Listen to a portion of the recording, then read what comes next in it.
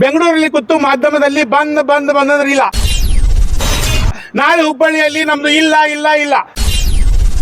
ಆ ವಿಶ್ವಾಸಕ್ಕೆ ತಗೊಳ್ಳಾರ್ದ ಸುಮ್ಮನೆ ನಮ್ದು ಬಂದ್ ಅಂದ್ರೆ ನಮ್ದು ಇಲ್ಲ ಅಂತೀವಿ ನಾವು.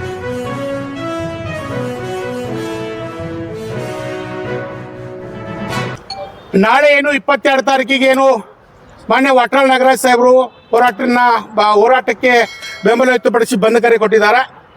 ಇಲ್ಲಿ ಉತ್ತರ ಕರ್ನಾಟಕದ ಎಲ್ಲ ಸಂಘಟಕರನ್ನ, ಹೋರಾಟಗಾರನ, ರೈತ ಪರ ಹೋರಾಟ ಇರ್ಬೋದು, ಕೂಲಿ ಕೆಲಸ ಮಾಡೋ ಹೋರಾಟಗಾರ ಇರ್ಬೋದು, ಆಟೋ ರಿಕ್ಷಾ ಸಂಘಟನೆಗಳಿರ್ಬೋದು, ಹಲವಾರು ಸಂಘಟನೆಗಳ ಯಾವುದೇ ರೀತಿ ಅಧ್ಯಕ್ಷರ ಪದಾಧಿಕಾರಿಗಳ ವಿಶ್ವಾಸಕ್ಕೆ ತಗೊಳ್ಳಾರ್ದನಿ ಬೆಂಗಳೂರಲ್ಲಿ ಕೂತು ಮಾಧ್ಯಮದಲ್ಲಿ ಬಂದ್ ಅಂದ್ರೆ ಇಲ್ಲ. ನಾಳೆ ಹುಬ್ಬಳ್ಳಿಯಲ್ಲಿ ನಮ್ದು ಇಲ್ಲ.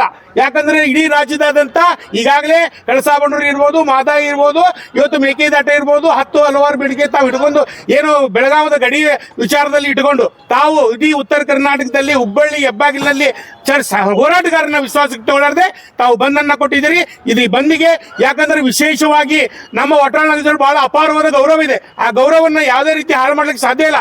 ಯಾಕಂದ್ರೆ ಇಡೀ ಕರ್ನಾಟಕದಾದ್ಯಂತ ಮಕ್ಕಳ ಎಜುಕೇಶನ್ ಮುಖ್ಯ. ಅವ್ರ ಮಕ್ಕಳ ನಾಳೆ ಎಕ್ಸಾಮ್ ಇದೆ. ಹಾಗಾಗಿ ಇಡೀ ಹುಬ್ಬಳ್ಳಿ ಅವಳಿ ನಗರದಲ್ಲಿ 25,000 ರಿಕ್ಷಾ ಚಾಲಕರಿದ್ದೀವಿ. ಉತ್ತರ ಕರ್ನಾಟಕದ 2,75,000 ರಿಕ್ಷಾ ಚಾಲಕರಿದ್ದೀವಿ. ಯಾವುದೇ ರಿಕ್ಷಾಗಳು ಬಂದಿಲ್ಲ. ಯಾಕೆ ಬಂದಿಲ್ಲ ಅಂದ್ರೆ ಮಕ್ಕಳ ಎಜುಕೇಶನ್ ಮುಖ್ಯ.